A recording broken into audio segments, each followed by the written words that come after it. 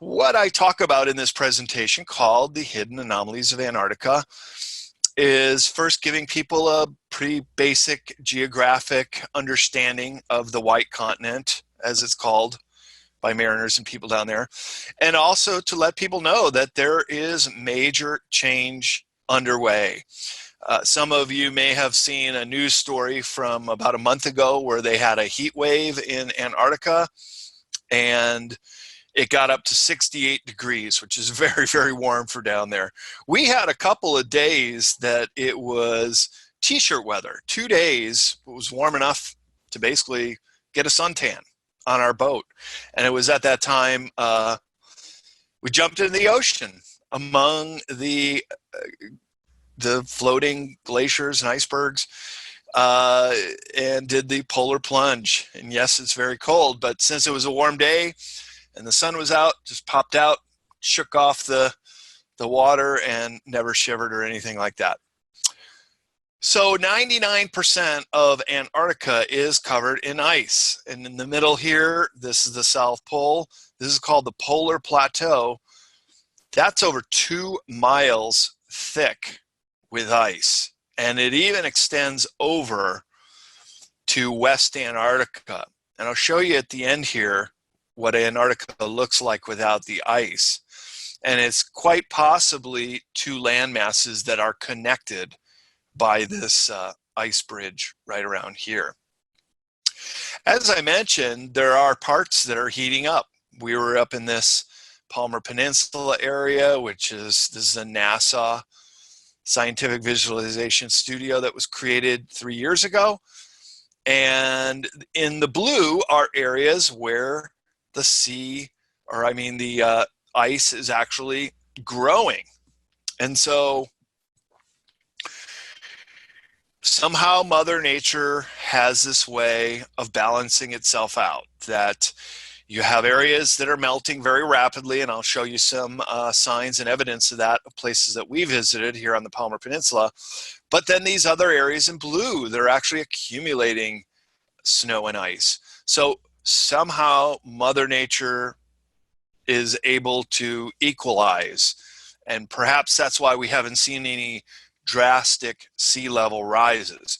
Because remember the old saying, water seeks its own level. So if this polar plateau were to slip off of eastern Antarctica continent and drop into the ocean, it would be like a full glass of water, and you put a couple ice cubes in it, and then of course it would overflow. And that would be the same thing around the world, because of course all the oceans of the world are interconnected, and water would seek its own level everywhere, sparing no one. Even the Arctic Ocean would rise dramatically. And of course, all of our coastlines would be inundated, and would be quite a disaster. But it hasn't happened yet, and this could be the reason why. So in Antarctica, you have a lot of research stations. Now, this was all set up by the Antarctica Treaty, which was finally ratified in 1961. Yet many countries, 6 countries, make claims. Like here we have the claim of Argentina, which is, there's Ushuaia. That's the way we sailed in, did along the coast, and then sailed back Cape Horn, and then back into Ushuaia. These claims are not recognized, but they are still asserted by the 6 countries. And those 6 countries are Argentina, Chile, New Zealand, which makes sense because those are the closest inhabited land masses to Antarctica. But then you also have Norway, France, and Great Britain way up in Europe making claims to large chunks of Antarctica. But through the Antarctica Treaty, it has preserved the entire continent devoted to science and peaceful discovery or travel, such as I was doing. So one of the misconceptions is that you're not allowed to go to certain places. Well, keep in mind, I was only in this area, and this is where over 90% of all the boat traffic leaves from Ushuaia and only goes to here. So you have huge, huge areas that are basically unexplored or not traveled to frequently. Here you can see some of the bases that are all around. I'll just take you through the American bases. One of them is Palmer, which we did go to. Another one is Amundsen Scott, which is right at the South Pole. And then the largest base in Antarctica is right here. It's called McMurdo or Mactown. And I have a friend who's working down there. He's even staying over a little longer. Most of the people are leaving these bases now, but my friend Bernie, he's still down there finishing up, and he'll probably be leaving by the end of this month. And by April, Neil, it's mostly just a skeleton crew in the few bases that stay open, and many other bases are seasonal and they close down. This is the 5th largest continent in the world. And in April until the beginning of November, there's only 1,000 people on the whole continent. It is really abandoned. Now, keep in mind, Antarctica is about the size of the continental US and Canada combined, or 2 Australias. That's how big it is. And to think that in this populated 7.5 billion person planet, that the 5th largest continent would only have 1,000 people on it for 8 months a year is quite remarkable. So the Antarctica Treaty was signed in 1959 by 12 nations operating there at the time, and now it is co-signed by 53 nations. So if you want to have a say in how Antarctica is managed, you have to have a base there or in these islands, which are just offshore. That would be close enough, because the Antarctica Treaty covers everything below 60 degrees latitude south. And that is basically the ring all the way around Antarctica. So all of this is all preserved. And what's really remarkable about that is the entire continent is like a world biosphere. It's a natural reserve owned by no one, although, as I said, some make claims, but they're not allowed to drill, they're not allowed to test nuclear bombs, they're not even allowed to do military practices down here, anything below that 60 latitude south, which is really amazing that it has stood up to the test of time for so long, because now they are finding minerals and oil, and there are a lot of people that are pining to get down there and start exploiting the resources, much as the whales and seals were hunted to what they called commercial extinction, meaning there was no more reason to go down there in the 50s and 60s because there just weren't any animals to harvest. And that was part of the reason why the Antarctic Treaty was ratified, was to preserve these species. Now, the seal population has bounced back to where it was in the 1820s when sealing and whaling began, but the whale population is still down. However, they are coming back, but of course, whales live a long time. Their gestation period is over a year to have a baby, and some species of whales, such as the right whale or the blue whale, which were, apart from 1 or 2 pods that escaped being hunted, were this close to being fully extinct on the planet. They are coming back, and I just read an article recently on the blues that they have spotted about 300 of them when they were doing a species count near the South Shetland Islands. And that's up from a few dozen in the 1980s. So from 50 or so to 300 is a big jump for the blues, but considering that they had been tens of thousands before hunting began, still a long way to go. It's really interesting in Antarctica. There are 4 South Poles. Of course, we have the geographic, which is where the Amundsen Scott base is, and how the planet rotates around that pole in the south. That's the geographic South Pole right there. And then you have the South Geomagnetic Pole, which is right here. And this is where the Vostok station is, and underneath is Lake Vostok, and we'll talk about that in a minute. One of the largest lakes on the planet, but it's over 2 miles below the ice. And so the South Geomagnetic Pole, it moves just like the magnetic pole. The magnetic pole, where all compasses point south, is actually racing off of the continent, and it is now in the ocean. Just in the same way that the North Magnetic Pole had been fairly stable around northern Hudson Bay and is now racing across the Arctic Ocean towards Siberia, this South Magnetic Pole is also on the move. And this is somewhat alarming because it could suggest that the planet could be being set up for another pole shift. And if that were the case, well, this coronavirus would look like child's play compared to what would happen if we went through another pole shift. We would pretty much be thrust right back into the Stone Age with continents moving. You would have crustal displacement setting off volcanoes, which would have continents rising and falling into the ocean, massive tidal waves, so every coastal community in the world would be affected, if not completely destroyed. And here I am right now in Santa Cruz, California, only a mile away from the beach. Oh, I'd be dead in an instant. So this is somewhat alarming, and this is some really good, solid science to follow, that the magnetic South Pole is on the move, as is the North Magnetic Pole. And then the final pole, which is really interesting, and this one is not up in the north, but it is this pole of relative inaccessibility. And there it is there on the map. And this is the pole that is the farthest away from any coastline or any civilization or any people.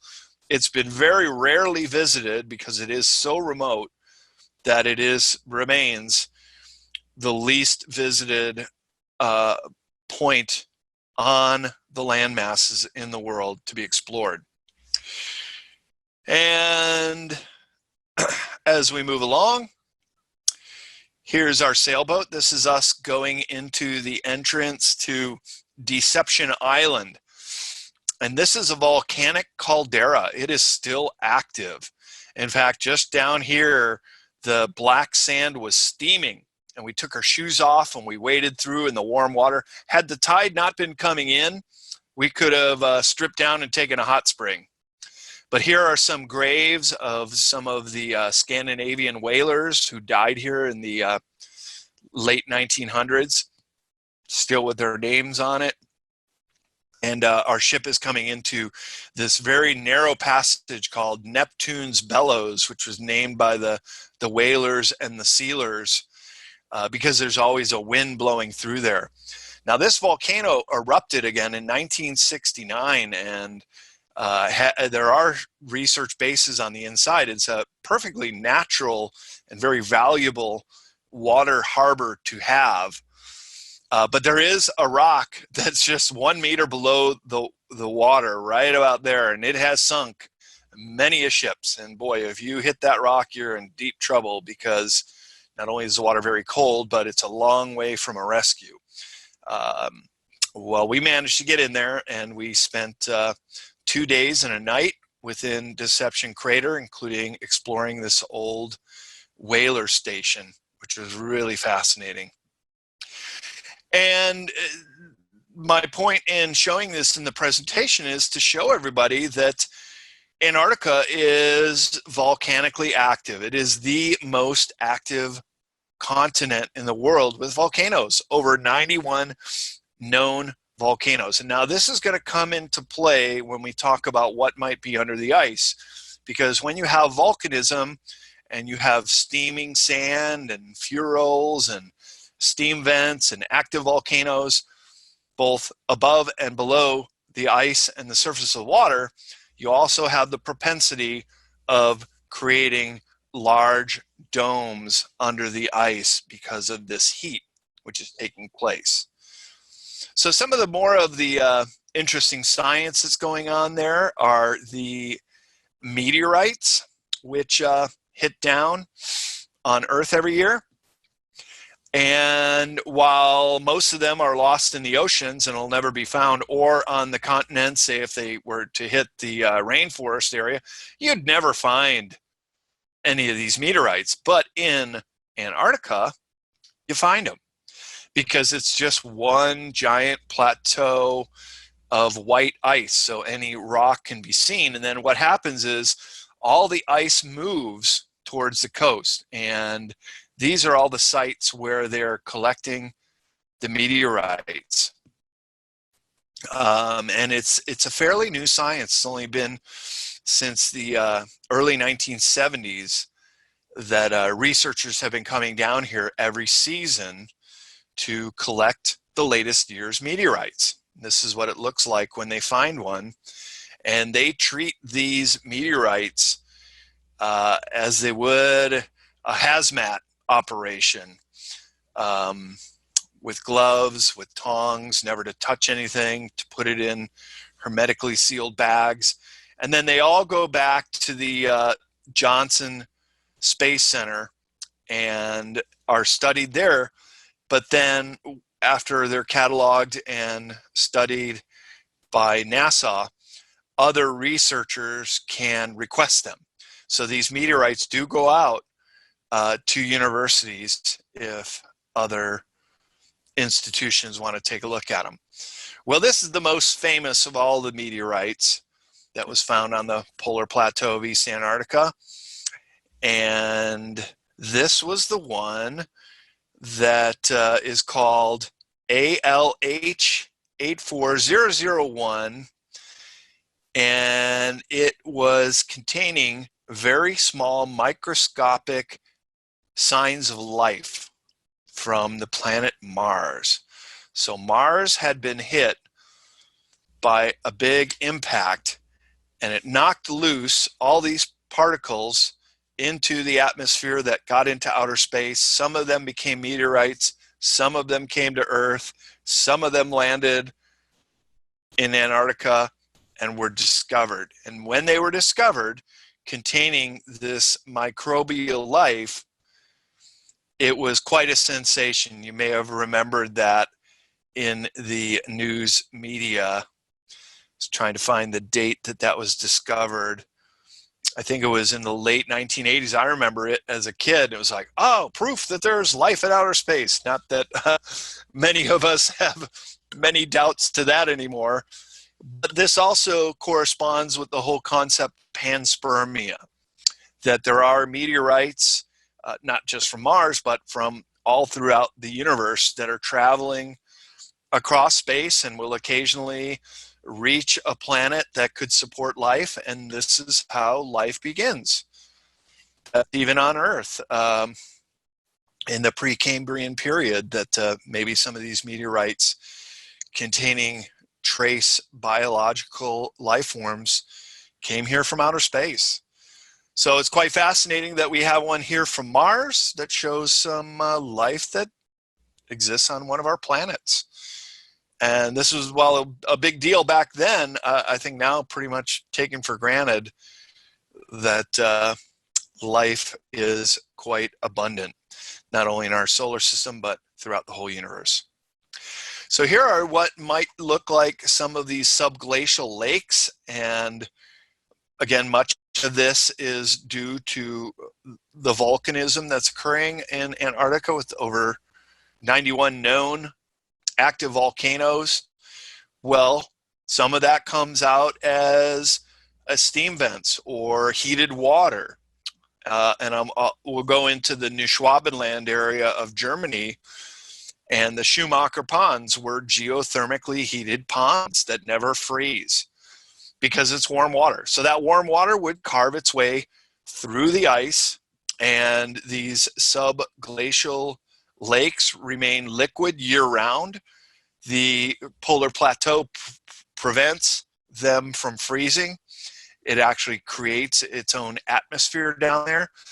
And some reports, like from Corey Good, who says he's been to some of these under ice cities, it's actually not even that cold. It's like 60 degrees. You could just wear a light jacket in, or maybe even just a long sleeve shirt.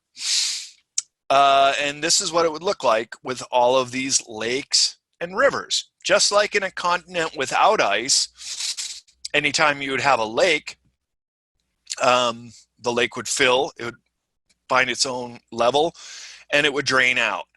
So there's a whole river system and there's a whole lake system in Antarctica, in this one area just below Lake Vostok. It's called the Lake District because there's so many of them that they've detected using side scan sonar to locate many of these lakes that they call this one area the Lake District because there's so many of them. And here's Lake Vostok. This is how it was first recognized by satellite, this huge depression. And right about where this drill is cored down happens to be the Russian Vostok station. So that's how Lake Vostok got its name, Russian sounding name. And Lake Vostok's actually in the top 10 largest lakes in the world. It's about the size of Lake Ontario, one of our great lakes here in North America.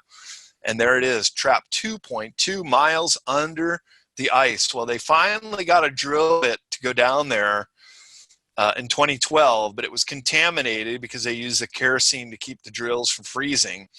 They got another drill down there in 2016 that was uncontaminated, went all the way down to lake level, and they were able to pull up some samples.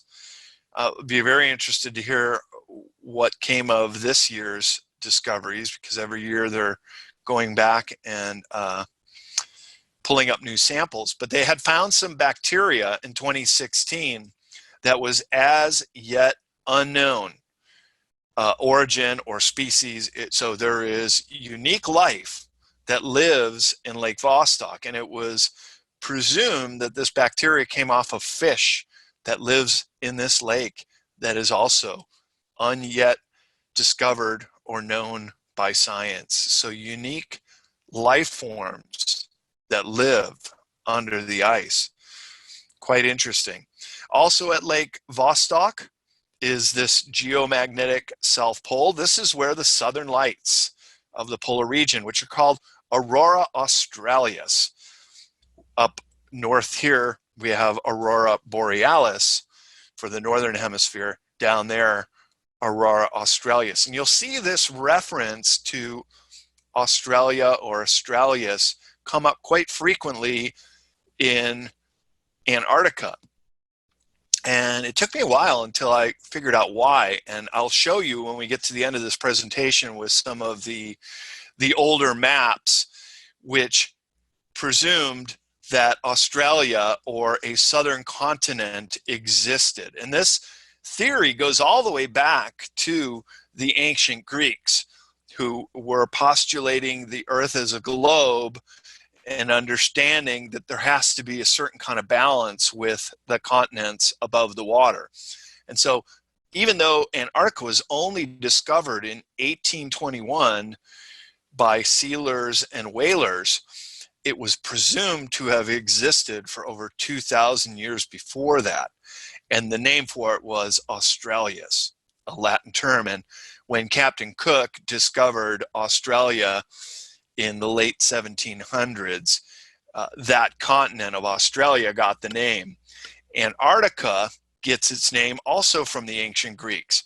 Over the North Pole is the constellation called Arctic, and Antarctic is just the opposite of Arctos. That's actually the real name. And so when it was finally discovered, it was the opposite of the Arctic. And I think we can also disprove the flat Earth theory with voyages to Antarctica, Neil, because my friend Bernie's been to the South Pole. He was in McMurdo. I was in Palmer. It's not just a wall of ice. It is a continent. So sorry to break it to your listeners who are still thinking it's a flat Earth. It's not. It's very much a round planet we live on. Elliptical, perhaps a better, more exact term. So these southern lights, which can be seen in only during the long winter in Antarctica, are some of the fewest seen in the world, much less frequently seen by humans than those in the north, because there's just so few people down here, only 1,000 people, as I mentioned, in the winter. As we traveled around, we got to the Palmer base. Here we are. These are the 3 Americans and the Palmer station chief, a man named Bob Farrell, who showed us around. They do keep Palmer open all year round. This is the Palmer base. They do not allow ships to come ashore. It was only because we were 3 Americans on our boat and I kept persisting to go there that we were allowed to come ashore finally and tour the facilities. And it's very much a research station. You can see here on the sign, the U.S. National Science Foundation welcomes you to Palmer Station. It's not military at all. There's no military activity apart from, say, emergency pickups, evacuations, or occasionally bringing in supplies. It's a research station. That's what they do. They're studying the environment. This is another research station right here called Brown. This is another one of the Argentinian bases. And I'll tell you an interesting story about that in a little bit. But at all of the research stations, you have these signposts for whatever country you're at to all the cities from that country. The one for Palmer is right here. And of course, it's all the cities and places in North America and in the USA that people are missing. But there are these scientific stations all over Antarctica. We visited 6 of them, and many of them, like the South Pole Station, are doing really fantastic work. They just detected that cosmic rays have been coming out of the Earth at a 30-degree angle, which is quite unusual. Not only that cosmic rays are coming out of the Earth, usually they're just coming down in, but that might also suggest that there is a huge cavity near the South Pole, and I'll talk about that in just a little bit. But some of this is just the sound research that's going on there, and then also some of the fun that they have at the bases. And one thing I thought was pretty funny was they told us every time a new arrival comes, they have to watch John Carpenter's The Thing. So as soon as I got back a year ago, I wanted to watch The Thing again, and sure enough, there they are discovering a massive craft under the ice. And I thought this was funny too. I looked at their map, and this is approximately the shoreline of New Swabenland, the German claim. But all these names are made up, that they changed the map and added all these things to it. So that's a little bit of fiction in this non-fiction presentation. Here on the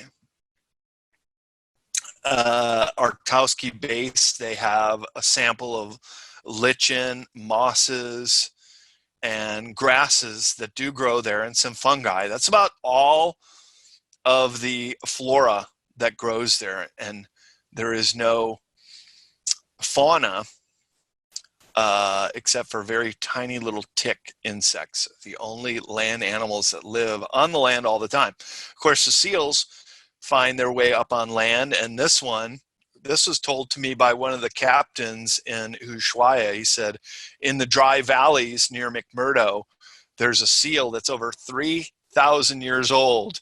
It's literally mummified and freeze-dried by the dry and cold climate, and it is one of the most studied animals in the world. It's just laying there, and people can come and go look at it because it's in this place called the Dry Valleys, which have not seen rain for 2 million years. It is crazy dry because the mountains block all the moisture, and they just sit there in an empty state. At the Palmer base, we saw this fossilized cast for a plesiosaur, and plesiosaurs are here. This is what the Loch Ness Monster is this paddle-shaped fins, and it was found on the Palmer Peninsula. And what's so interesting is that you have dinosaurs that lived in Antarctica when it was a tropical climate. And there are places where you can find ferns and other tropical plants that are fossilized, as well as some dinosaur species that have only been found in Antarctica, including this one, which is, to me, it kind of looks like a cross between a crocodile and a salamander. And it was found in the Trans-Antarctic mountain range. And this is only found in Antarctica, and it only could have lived when Antarctica was part of Pangaea, when it was a tropical continent. And this would be the distribution of species, and how some of these species are actually quite unique or have a certain kind of crossover to India, Australia, Africa, and even some, like this plant, from South America before the continents separated and started to move. So this was a gentleman I met at the Brown base. His name is Manuel Novilio. He's a marine biologist, and he's there for the season. He's probably already packed up and head back to Argentina if he was working there this season. And all he was doing for the full 3.5 months he was down there was studying this ice fish. And this ice fish is completely unique to the Southern Ocean. They only live there. They're vaguely related to mackerel fish, and they have several different subspecies. But they have no hemoglobin. Their blood is white, and they are able to adapt and live in sub-freezing water. They also happen to be a keystone species because the seals and the penguins feed on them, and they are hugely important to the chain of life down there. And they have no red blood like most other fish, white or translucent. So they also have less density in their bones, more blood to keep them warm, and they have perfectly adapted to live under the ice shelves. In fact, they lay their eggs underneath the ice shelves.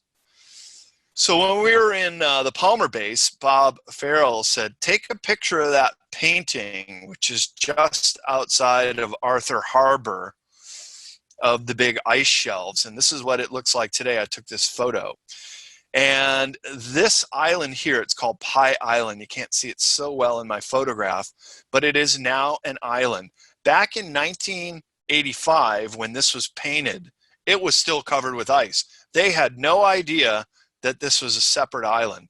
They had no idea that the old Palmer base was also on a separate island. All of this has started to change because of the melting ice. And we're going to get to the Piri Reis map in a little bit, and I'll show you how even the ancients knew about some of these islands, which were then trapped under the ice when the first whalers and settlers got here. And this is a perfect example, a new island. So there was an ice bridge that connected to Anvers Island that collapsed on Pi Day, which is coming up, I think, in March. And so they named it Pie Island.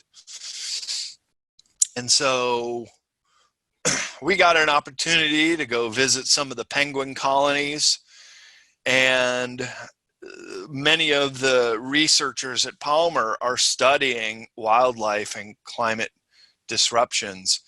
There are certain species, such as these Adelie penguins, which once would have covered this whole island, but are now in small little packs in their colony. They are very much on the decline. Whereas these other ones, called the chinstrap and the gentoo, they're actually opportunistic penguins that came from the north, which now can survive quite easily in the warming seas and warming climate. And so they are competing with the Antarctica for food and resources. This photo here, it looks like I'm a little bit further away, but literally I'm almost as close as I am to my laptop right now with my iPhone, taking this picture of a mother and a baby. And we all know how protective mothers are with their offspring. This penguin wasn't even phased. It was kind of like trying to look behind me. It's like, hey, get out of my way. You know, you're blocking my view.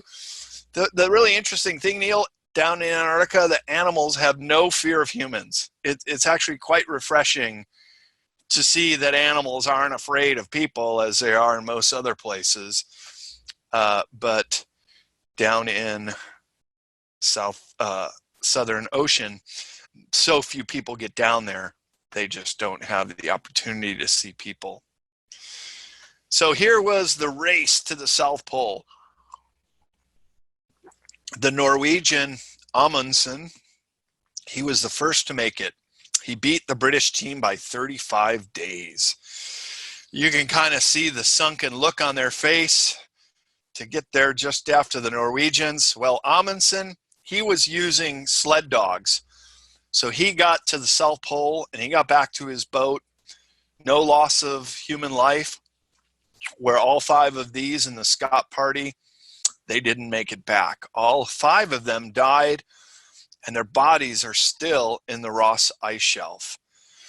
When the recovery party came next year, they couldn't pull them out, so they just buried them in the ice, and eventually the Ross Ice Shelf will eject those bodies into the Southern Ocean. One of the problems that the Scott party had was they were pulling their sleds with themselves, and they were also collecting a whole bunch of fossils from Mount Buckley at the Beardmore Glacier, where you can just crack off and collect fossils of ferns and other tropical plants they're going to bring back to the Scientific Royal Laboratories and Science of England. But they were caught in a blizzard only about 50 kilometers from their next stash, and they all died of exposure. A really horrible way to go, freezing in the ice. But you hear a lot of these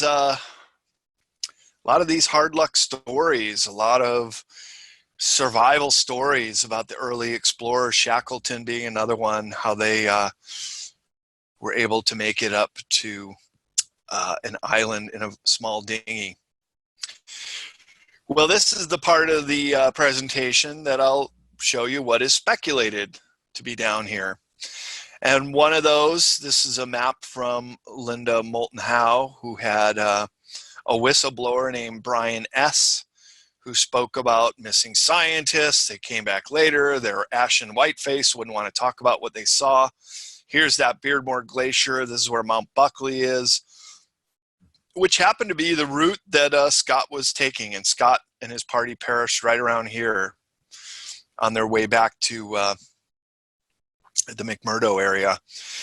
But this is the presumed hole in the ice. This is South Pole. This is where the hole is. I can't tell you if these are real or Photoshop, but apparently there's a massive hole there. And I will tell you one thing we found out is absolutely 100% positive. There is a huge no-fly zone over this hole in the ice. And what makes that so interesting, and I was on with George Norrie about a year ago on Beyond Belief, and I was telling him about this, and George was like, why do they need a no-fly zone there? Nobody goes there.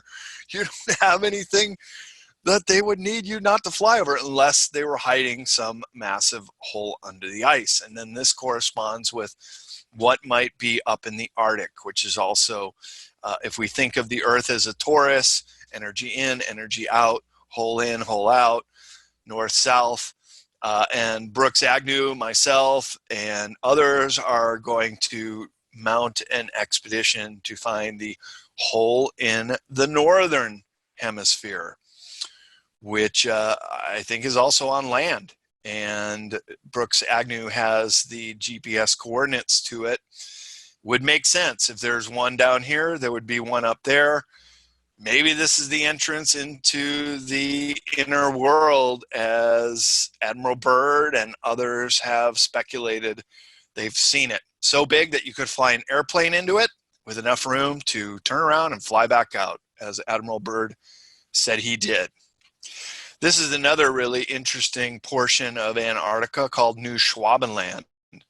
This is an actual German map that was created when they were naming all these mountain ranges. They all have German names like Mur, Lig, Hoffman, Gerling.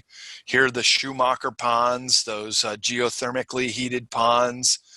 And right around here is where base 211 is, or New Berlin base. And if I were ever to go back with a film crew, this would be my top choice to go. Because not only could we bring Geiger counters and see if the New Berlin base had been taken out by nuclear bombs during Project Argus in the late 1950s, but see if we could find any remnants of the New Berlin base, and also to visit the Schumacher ponds. Plus, there's another location right up here, and I'm going to show you in a second. That would be very intriguing. But the patch for the New Schwabenland Nazi party in the late 1930s has these oak leaves on them. And to the untrained eye, you might not even catch it, but it is clearly the swastika, and the oak leaves reveal Thule Society fraternity. That was the secret society of Nazi Germany, where they were studying many of these occult-based findings. Nonetheless, down in Antarctica as well. Here is a map from the Cold War era, when Germany still had their old flag. The Neumayer base is still there. It's a unified Germany base. And then there's this other German base inland called Konin. And this is what's really interesting, because the GPS coordinates for the Konin base are exactly the same as this what the heck is that thing under the ice. And in 2013, this is what you would see with Google Earth, this big mechanical looking grill. And you got to understand the size of this thing. Here's a runway. This is like presumably snowmobile tracks. This was some kind of dig area. More tracks going to this thing under the ice. And just recently, the Farsight Institute of people that have the ability to remote view went to Konin, to these coordinates. Anybody want to write that down and take a look? This is what you'll see today. They put a big tarp over this thing, and the snow has buried it once again. But in 2013, they were doing some excavation here. And so the Farsight remote viewers went down there. They said this is certainly not a natural phenomenon, but it is something that was built by a higher intelligence with large cavities, large openings or spaces in there, suggesting, and I love it when there are multiple data points suggesting this, not just Google Earth, but also backed up by, in this case, remote viewers who said they went down into it and could see that it certainly was no natural feature. And you can see in these pictures, Mother Nature does not create such symmetry like that, especially up on the polar plateau where there's nothing around, no mountains nearby either.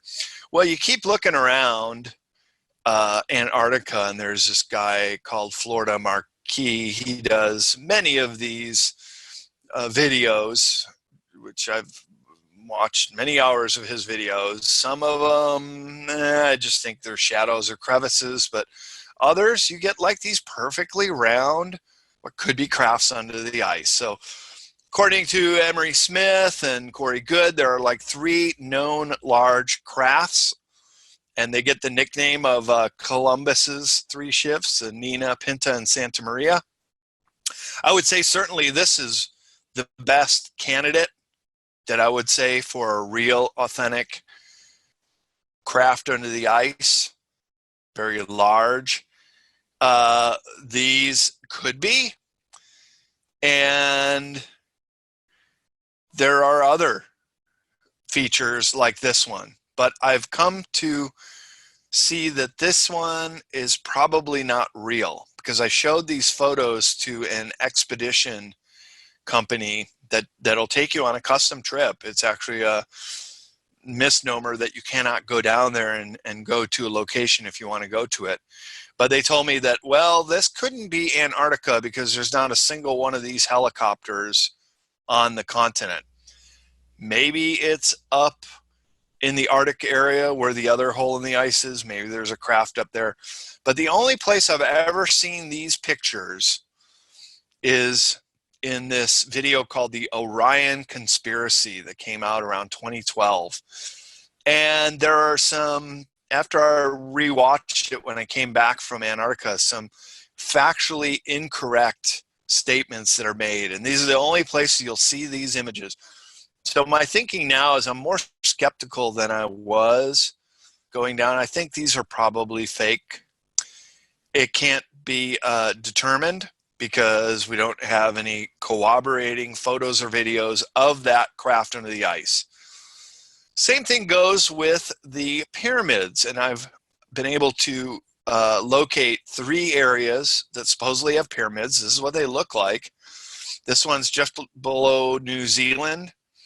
This is the same as this, and this is another one which kind of looks more like a mountain, I'd say. But this one in the Shackleton Range, not too far from Mount Epperly, is probably the best candidate. So I talked to the expedition company about this one, and they say, oh yeah, we recognize that. We fly over it all the time as we're on our way to Vinson Massif, the tallest mountain in Antarctica, where a lot of people want to do the mountain climb of all the tallest peaks on all 7 continents. And I said, well, has anybody ever gone down there and climbed this one? No. You guys ever stop there or maybe take samples, see if there's anything that looks like it might be fashion? It's awfully symmetrical as a pyramid is. And they said, no, we haven't. And they call it a nunatak, which is just an attractive mountain that sticks out under the ice. So that's what it might be. But the Shackleton Range is directly south of the German Neumayer base, offshore from the Fitchner ice shelf. And that's the GPS coordinates. If you want to take a look at it, you zoom in on it with Google Earth, and it's amazing. It looks just like you're checking out a large pyramid with a sub-small pyramid right next to it. This is another one I've been able to debunk. This is an airstrip that is used by this expedition company on the Union Glacier. And so this was an area not too far away from this airstrip where they stop for the day, get people acclimated, break up the trip. And then, I don't know if you remember, like in 2013, 2014, there was this Fitbit data dump. And the only story that was picked up by the news was that the soldiers in Afghanistan and Kandahar were exposed because now the Fitbit data is being picked up by the terrorists and they know how to shoot at our guys. Well, there were a bunch of them that came out of Antarctica, including right here by the Union Glacier, which was this presumed UFO base. And this was the shape that those Strava heat signatures were doing, around and around and around, a whole bunch of people doing this route. And so I heard that it was the Union Glacier, and I knew that this company stopped there. I said, well, hey, a couple miles away, there's this area where all these Fitbit heat signatures come from. What could that be? And sometimes, Neil, the simplest explanation is often the truth. And in this case, he said, oh yeah, well, we, a couple years ago in that 2014 time span, we did a little triathlon and we had people run around a course right here. There you go. There's the answer to that riddle. What's also somewhat of an enigma are all these notable elite that were going down there, also in this time frame, 2015, 2016. Here's John Kerry on election day. Yeah, the same election that Hillary Clinton lost. You'd think he'd be up in North America helping his party win, but no, he's down in Antarctica. This is getting off the plane at McMurdo. They rested up for a day or two, and then they get back on the plane. They disappear for a couple days. Nobody knows where they went, and came back to McMurdo and then flew back. Buzz Aldrin was also down there. He had a health scare and had to be medevaced out of there. And what was really interesting in the conspiracy world is that Buzz Aldrin, he wrote a tweet, quote, "We are all in danger. It is evil itself." Some people say it was a spoof Twitter site. Other people think that they showed Buzz Aldrin something that scared him. Here's the Patriarch Kirill. This is like the Pope of the Eastern Christian Orthodox Church. He came down there. Here's King Carlos of Spain. And then you have Prince Harry doing a cross-country trip to the South Pole, back up there where it is presumed that there is this massive hole under the ice. Well, I showed you these pictures. Maybe the elite are going down there to see what Corey Good and David Wilcock call the Illuminati Disneyland, that they want to see this craft or some other antediluvian civilization under the ice. And these are really interesting too. These you can zoom in on Google Earth, and that is certainly not a natural phenomenon. It's located there, and then there's another one right here. And there are these little domed entrances that, what the heck are they doing there? But this happens also be in that New Swabenland area of Antarctica as well. Then you get these oddball photos that circulate around. This is supposed to be Admiral Byrd himself. They found some text in this glyph, whatever the heck that is, some alien or some kind of sculpture, big massive stone carving. This picture here, I cannot verify if any of these are fake or real. Some huge orb under the ice, but not too far away from the ocean where submarines can come up to, and doing some kind of major excavation. And it's very clear that Google Earth does mask out certain areas. They're really sloppy with it. They don't even use that the eraser tool to continue the contours of the land or the ice. They just put a big screen over it and say, oh, that's as far as you're going to see here. Then they give us these sites, which look like they could be some kind of advanced civilization with step pyramids and causeways and steps. And again, these right angles, which are very uncommon to be found in nature. Very uncommon to have this kind of symmetry, that this does appear to be some kind of ancient civilization. Now, is Google Earth throwing us a red herring to throw us off the track?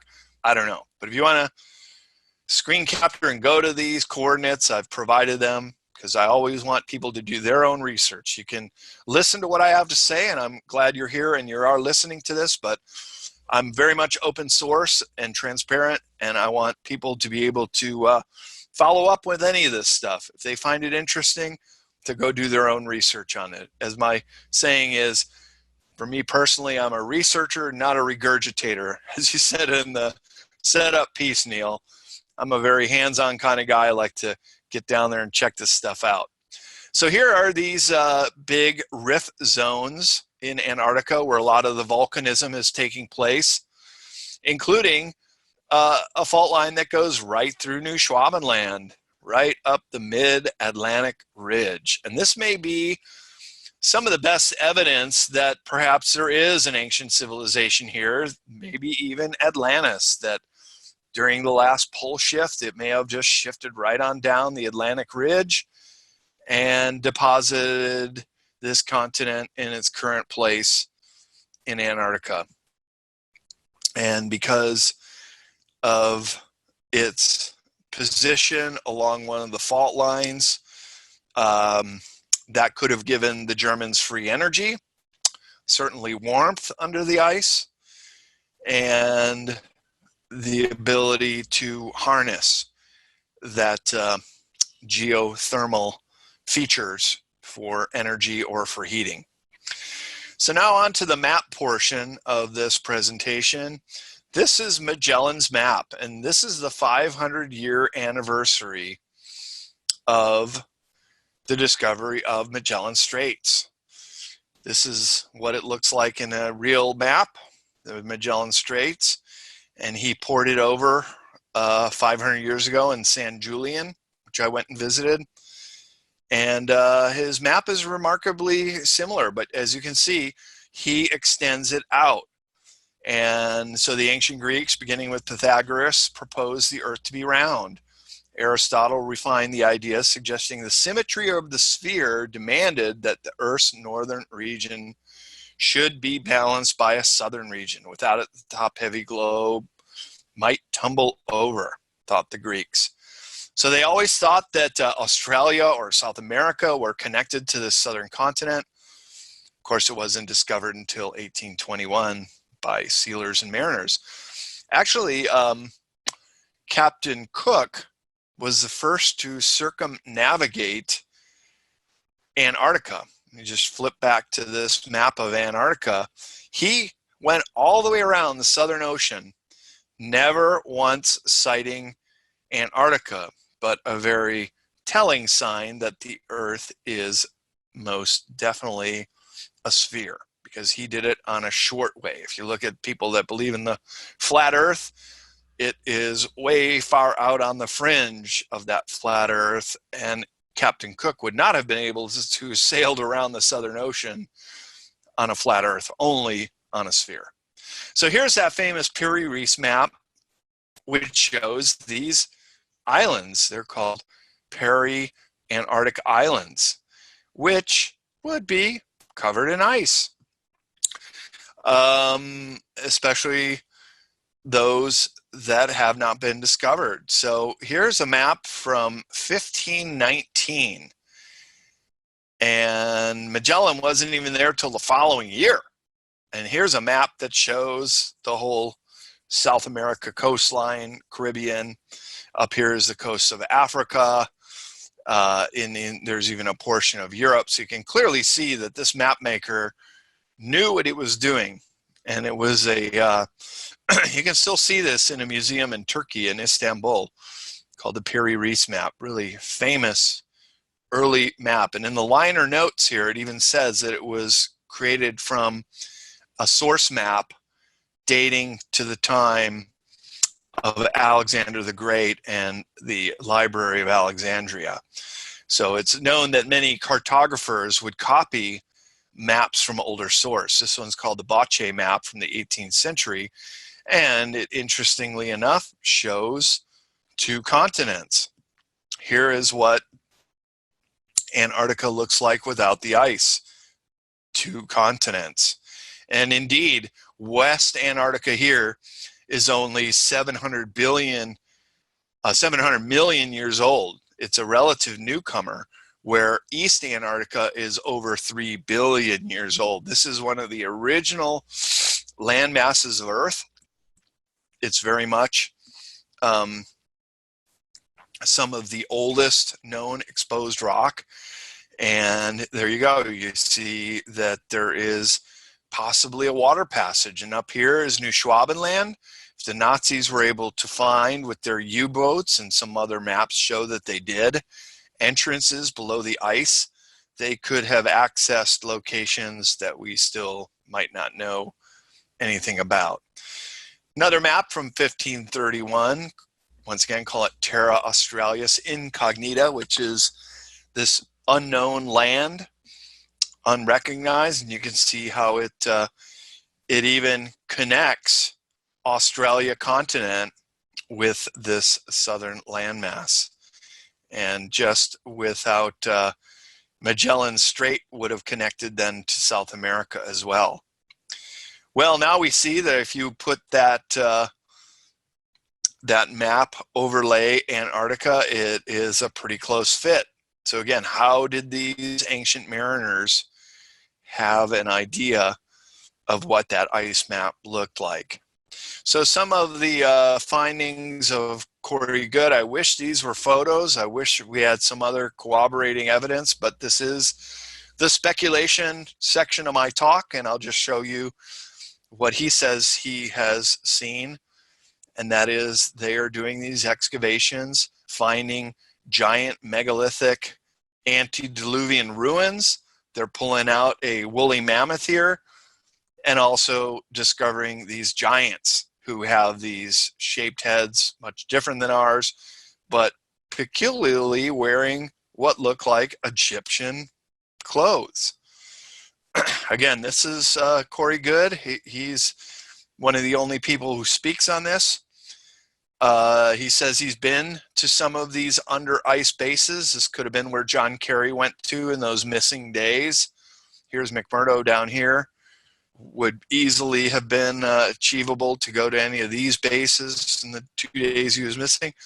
And this is an illustration of what Corey Good says some of these under ice civilizations look like.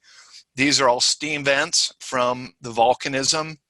That's quite plausible. They would have created these large domes under the ice. And he calls this the interplanetary corporate conglomerate. And it's interesting that the remote viewers have also seen some of these cities under the ice. So there is some corroborating evidence with what Corey has seen.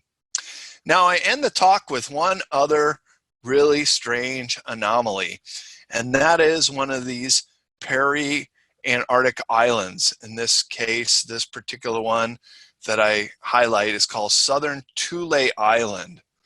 So here's South Georgia. That's this island, and then this chain of island comes around here. So Southern Thule is right about there. And this is the Palmer Peninsula. This is Ushuaia. This is King George Island. This is the span of the Palmer Peninsula we sailed at. And then that's Cape Horn. We didn't get anywhere near these islands, the South Sandwich Islands, most especially Southern Thule, because you're not allowed to go there. And even on Google Earth, if you go to Southern Thule, you're not going to get a clear picture of this place. There are areas that are masked out. And then if you look at the Wikipedia site about the Falkland Wars, there were two task forces. One that went and fought in the Falkland Islands that we know the history of quite well.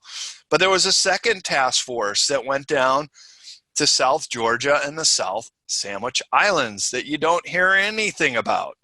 Well, in fact, the entire Falkland Wars ended right off the coast of Southern Thule Island. There's the Corbetta, Uruguay base. And the surrender papers were signed right aboard this ship called the HMS Endurance. And that's where the Falkland Wars ended. And it ended here on Southern Thule. These scientists, there's only 8 of them from Argentina. They put up the white flag. They didn't want to fight. They surrendered. And they came ashore. Britain took command of this base, and then they destroyed it the next year. It seems like a lot of work, a lot of effort to come down to just destroy a research station. It really doesn't make sense. Why? But maybe they were studying something very important there. Here's another picture of the base that was once there.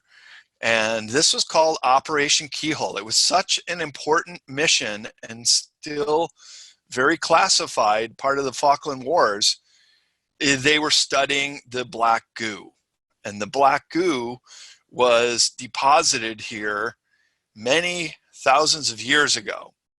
And this is the background story. What is the black goo? Well, it is an AI substance. It's programmable matter that can be used to rapidly clone any life form. It was brought to Earth by benevolent ETs shortly after the Toba eruption. And Lake Toba is a lake on on the island of Sumatra in Indonesia. I've been there. It's beautiful. It's tropical. It's huge, giant caldera, even bigger than Deception Island that I showed. And it was a huge volcanic eruption that took place 74,000 years ago. The Toba eruption plunged the Earth into a volcanic winter. This is an absolute provable fact. And it eradicated 60% or more of the worldwide human population. Most of all of the surviving descendants of Lemuria and those remaining people after the Toba eruption, which created a nuclear winter around the world, there were so few humans on this planet after the Toba eruption, you could fill all the people into one of our largest stadiums to watch a football game surrounding the whole planet. That's how few of us there were. So Earth has always been supposed to be humans on the surface, but because we were so few at that time, there was a fear that humans could have been eradicated by an invading ET force. So the benevolent ETs, to prevent that, brought us this black goo, this living and intelligent, programmable matter. And this is what the Falkland Wars was all about. I've talked to Harold Kaltz-Vella on a phone interview. I've met Miles Johnston, who does the BASIS project. These are two of the leading researchers in the black goo. And this is the narrative, because the black goo was taken back to the UK after the Falkland War and was being backward engineered in Marconi laboratories. And it killed quite a few researchers there in the late 1980s. And then it got out. When I was down in South America, I love this magazine called Nexus out of Australia. And there was this article called Co-Evolution, an interplanetary adventure. And my jaw just dropped when it started talking about an ET base on southern Thule Island. And it said, quote, through this human intermediary, speaking with ETs, that there was good reason for depositing the black goo in southern Thule. Not only was it extremely isolated, which suited the ET's work, but it was also infected beneath the surface what could call a black plague. It was a concentration of negative energy, and they wanted to see if they could nullify the plague before it made its way to the surface by accident or design. The article went on to say it's easier to control it if it's near 0 degrees. So they were working at it at this very isolated location for a long time. And then if it were ever released into the tropical part of the planet, the ETs say, we don't know if we could deal with it. If it would escape, we would be screwed. And so this article goes on to say that after the Falkland Wars, it was a setback to the project. The Argentinians were ejected, of course, and they've moved it to a new location, but the British got their hands on it. It wreaked havoc in Marconi laboratories. It got out.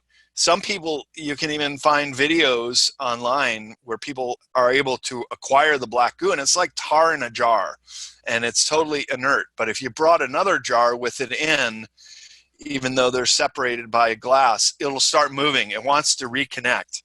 It wants to come back to life. So we totally screwed up. The Brits screwed up by taking this out of there. And I postulate that the Morgellons phenomenon could be this black goo that has gotten loose, which in the Marconi laboratories happened in the late 1980s. And then Morgellons started to reach the scene in the 1990s. So the timeline does correspond to that hypothesis. So lastly, there could be a pole shift movement. Showed you the magnetic South Pole. Charles Hapgood was saying that the South Pole could move to closer to Australia, making South uh, Antarctica a warmer climate again. And this is what would happen to us. We would become a polar zone. So that's really my presentation here. These are some of my books that have references to Antarctica and some of the places that I spoke of. But yeah, that's basically it, Neil.